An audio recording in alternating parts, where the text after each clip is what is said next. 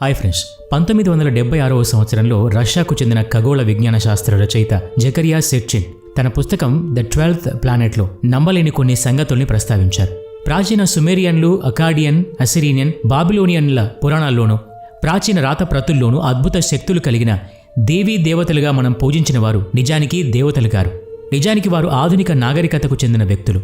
భూమి మీద సమృద్ధిగా ఉన్న వనరుల్ని కాజేయడానికి వచ్చినవారు.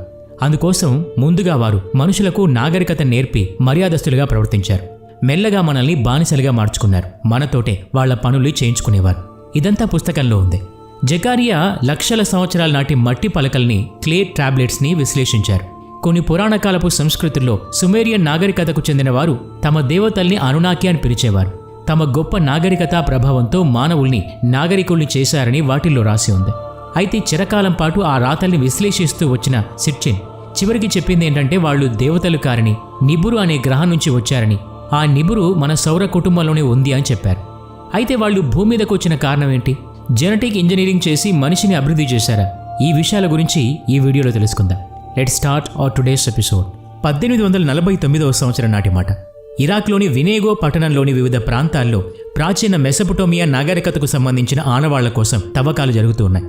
కొంతకాలానికి ఒక పెద్ద భవనం బయటపడింది. ఈ తవ్వకాలు మరీ 4 ఏళ్ల పాటు సాగాయి.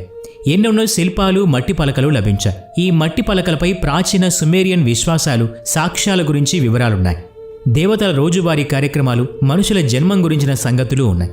అప్పటి దేవత అనునాకి మెసొపొటేమియా సామ్రాజ్యంలోనే భూమి మీద నివసించేది. ఈ క్లే టాబ్లెట్ల మీద ఎనుమా ఎలీష్ అనే కథ వివరంగా రాస్తుంది. ఇందులో మనిషి జన్మ గురించి ప్రస్తావన ఉంది. దేవతల మధ్య యుద్ధంలో ఒక దేవత రక్తబిందువు భూమి మీద పడి అందులోంచి మనిషి పుట్టాడని ఉంది. సిర్చిన్ ఈ విషయం మీద వివరణ ఇచ్చారు. మన పూర్వీకులు అజ్ఞానం చేత తమకు అర్థమైన విధంగా ఈ విషయాల్ని మట్టి పలకల మీద వ్రాసుకొచ్చారు. వీటితో సంబంధం లేకుండా ఉన్న విషయాల్ని ఉన్నది ఉన్నట్టుగా రాసిన కొన్ని రాతలు లభించాయి. అయితే ఇవి బొమ్మల లిపి రూపంలో ఉండి మేధోపరంగా అర్థం చేసుకోవాల్సింది. పురాణకాలపు విశ్వాసాల ప్రకారం అనునాకి దేవత ఆకాశం నుంచి వచ్చారు.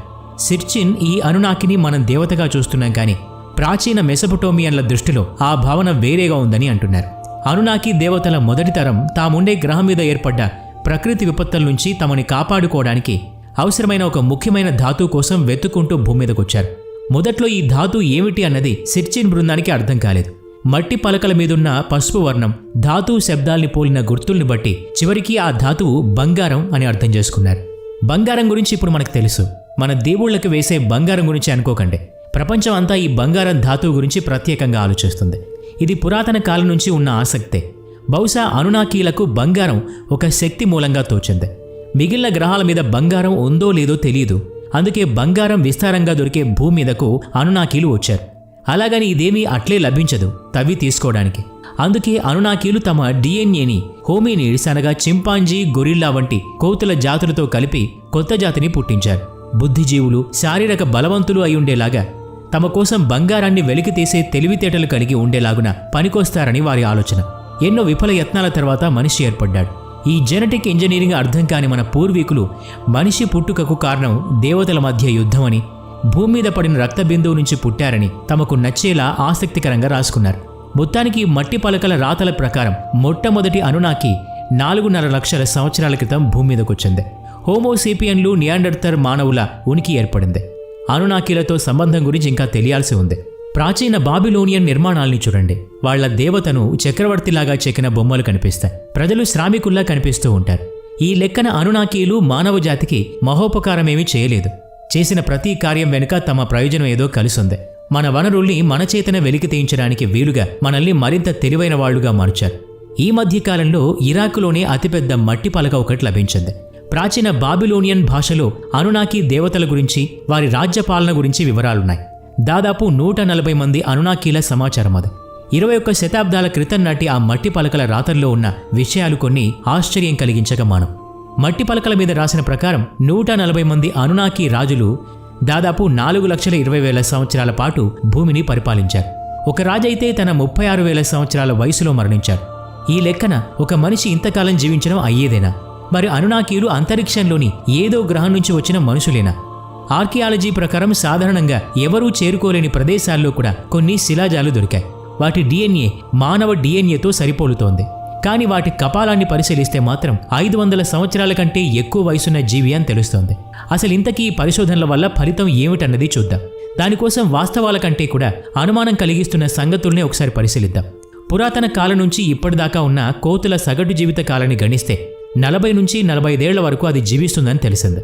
ఇప్పుడు అనునాకీల రాక తర్వాత మనుషుల తెలివితేటలు పెరిగి మన మూలాలు వేరుపడ్డ తర్వాత మన జీవిత కాలంలో ఒక్కసారిగా పెంపు కనిపించింది. సిర్చిన్ చూపిస్తున్న ఆధారాల ప్రకారం అనునాకీలు మన జెనెటిక్ ఇంజనీరింగ్ని మార్చి తెలివైన వారిగా మార్చారు. ఇలా పురాణ గాథ, మట్టి పాత్రల మీద రాతలు, కొన్ని శిలాజాల డిఎన్ఏలు కలిసి నిరూపిస్తున్న సత్యమేమిటంటే మన పూర్వీకుల డిఎన్ఏలో వేరే జాతి డిఎన్ఏ కూడా కలిసిందనే సంగతి. గ్రీకు పురాణాల ప్రకారం కూడా భూమి మీదకొచ్చిన దేవతలు ఇక్కడి మనుషులతో, అనగా ఇక్కడి స్త్రీలతో శారీరక సంబంధం కలిగి ఉన్నారని తెలుస్తోంది. ఫలితంగా వారి సంతానం భూమి మీద పుట్టింది. అంటే దేవుడు మనిషి కలయిక వల్ల జీవం పుట్టి ఆ జీవం వయసు సాధారణ మానవుని వయసు కంటే ఎక్కువగా పెరిగింది. ఇప్పుడు ఆధారాలని పక్కకు పెట్టి తేదీల వారి వరుస క్రమాన్ని పేర్చుకుంటూ వద్దాం. ఇప్పటికీ 4.5 లక్షల సంవత్సరాలకు పూర్వం మన సౌర మండలంలోనే సుదూరంగా ఒక మూలనున్న నిబురు గ్రహం ప్రకృతి వైపరీత్యంతో ఆపదలో పడ్డప్పుడు దాన్ని కాపాడుకోవడానికి అవసరమైన వనరు కోసం వెతుకుతూ భూమి మీదకొచ్చారు ఆ గ్రహవాసులు. అలా భూమి మీదకొచ్చిన వారు తమ డిఎన్ఏని ఇక్కడి మనుషుల జాతి డిఎన్ఏతో కలిపి కొత్త జాతిని సృష్టించారు. వృద్ధి చెందిన కొత్త బుద్ధి, కొత్త బలం కలిగిన మానవుడు పుట్టాడు. వాళ్ళు పైలోకాల నుంచి వచ్చిన కారణంగా మన పూర్వీకులు వాళ్ళని అనునాకీలని పిలిచారు. అనునాకీలు కొత్త మానవులతో కొత్త నిర్మాణాలు చేయించారు, భూమిని తవ్వించారు, బంగారాన్ని వెలికి తీయించారు. ఇదంతా తమ ప్రయోజనం కోసమే చేశారు. ఆ చేయడంలో మానవజాతి వికాసమూ జరిగింది. వారి డిఎన్ఏ కలిసిన కారణంగా పుట్టిన శిశువుల్లో బుద్ధి వికాసం, శారీరక బలం, జీవితకాలం పొడిగింపు అనేవి సాధ్యపడ్డాయి. మిగిలిన వానర జాతుల్లో ఎలాంటి జీవ పరిణామమూ జరగలేదు. క్లే టాబ్లెట్స్ మీద రాసున్న విధంగా అనునాకీలు ఇక్కడ 36,000 సంవత్సరాలు జీవించారని మనం చెకితెలవుతున్నాం. కానీ వాళ్ల సొంత గ్రహంలో అది సాధారణమైన లెక్కే. ఒకవేళ వేరేదో గ్రహం మీద జీవం ఉండి వారి వయసు 30 ఏళ్ళు అనుకుంటే వాళ్ళు మన భూగ్రహవాసుల కనీస వయసును చూస్తే కనుక భూమి మీద మనుషుల వయసు చాలా ఎక్కువ అని అనుకుంటారు. అనునాకీలు తమకు కావలసిన మేరకు భూమి మీద వనరుల్ని తరలించుకుపోయాక విశ్వాన్ని జల ప్రళయంలో ముంచెత్తారు. ఇందుకు సంబంధించిన కథలు వివిధ దేశాల పురాణ గాథల్లో ఉన్నాయి. పురాతత్వ శాస్త్రవేత్తలు ఆ సంగతుల్ని కూడా ప్రామాణికంగా కొన్ని ఆధారాల ప్రకారం ప్రపంచానికి తెలియజేశారు.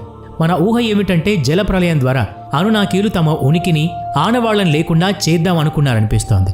కానీ మట్టి పలకల రాతల్ని విశ్లేషించి చూస్తే ఇదంతా నిజమేనని తెలుస్తోంది. ఇదంతా చరిత్ర పుటల్లో ఉన్న విషయాన్ని మీ ముందుకు తీసుకొచ్చే ప్రయత్నం. చరిత్రలో రాసున్న దాన్ని మన అవగాహనతో తర్కించుకొని చూద్దామని చెప్తున్న ప్రయత్నం. ప్రతి ఒక్కరికి తమ మూలాల గురించి తెలుసుకోవాలనే సహజమైన ఆసక్తిని కలిగించడం, ఆ ఆసక్తిని తృప్తిపరిచే ఆధారాల్ని వెలికితీసి పెట్టడమే ఈ ప్రయత్నం. చరిత్ర మనకు తెలియని ప్రాచీన విజ్ఞానం తిరిగి మానవ జీవన వికాసానికే కొత్త దారుల్ని వెతుకుతోంది. వాటిని తెలివిగా ఉపయోగించుకుని అభివృద్ధి దిశగా వెళ్లే ప్రయత్నం చేయటం మన విధి. ఎప్పటికప్పుడు చరిత్ర చెప్పే ఎన్నెన్నో సంగతుల్ని మనం తెలుసుకుంటూనే ఉండాలి.